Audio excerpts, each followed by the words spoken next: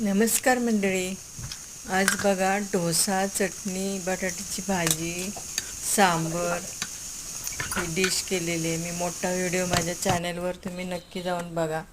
बघा पीठ चांगलं फुगलेलं आहे आणि मी कुकरला डाळ आणि भाज्या लावून घेतलेले आणि बटाटे आणि मग बटाटे शिजल्यावर बटाट्याची भाजी आणि डाळीमध्ये डाळीचं सांबार करणार आहे भाज्या घालून.